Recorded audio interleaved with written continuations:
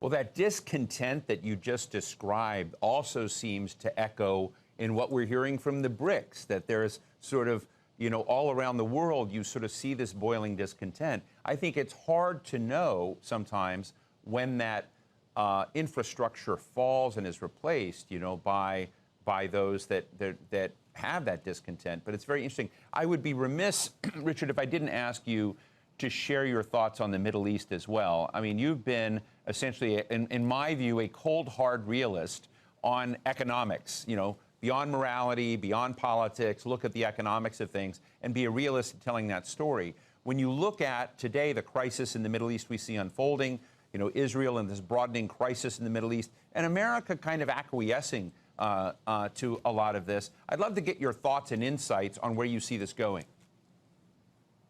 Yeah, I try to be realistic. I try to look at the data. I try to give a balanced view in all of these things.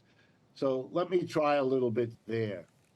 If you ask for the big picture, the way you opened our conversation by looking at the large geopolitical framework within which to think about these things, then I would have to say that much of what the United States has been doing, including its support for what Israel is doing, that these strike me as unfortunate, I'm choosing my words carefully, attempts by the G7, the West, whatever you want to call it, unfortunate efforts to hold on to a position that simply is no longer historically available to them. I understand it. Look, the American empire is shrinking. If you have a historical sense, you would have known that the special position I described a few moments ago that comes out of World War II with the United States sitting on top, that can't be sustained. It never has been in human history. No empire lasts forever. Every empire rises out of particular circumstances, evolves over time, and then passes away. The United States emerged as the dominant player in the world. I mean, look, we have 700 to 800 military bases around the world right now. No other country has anything remotely like that.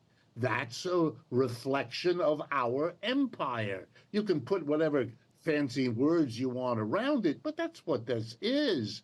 And it had no chance of surviving forever. It would eventually fade away like every other empire. And that's a very difficult experience for Americans, just as we can watch over the previous century, the poor British had to go through the loss of their empire, which is now absolutely gone from them. We are now, our empire peaked, and we are on the way down, and that is hard, and we try to hold on. We don't want the Russians to tell us they can take a piece of Ukraine back into Russia.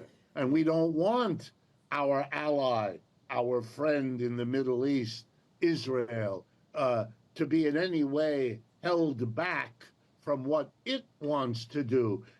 These are our allies. That is our enemy. We want to hold it, but we can't. We can't. And this bitter lesson, look, the honesty, and I know this is difficult for Americans. We lost the war in Vietnam.